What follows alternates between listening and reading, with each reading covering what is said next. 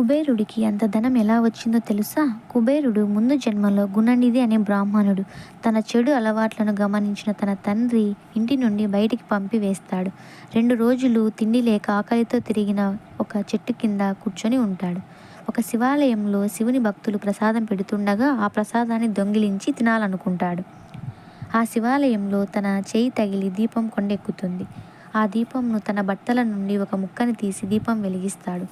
ప్రసాదం దొంగిలించడానికి వచ్చిన గుణనిధిని అక్కడ వారు గమనించి కొడతారు. కొట్టడం వల్ల అతను చనిపోతాడు.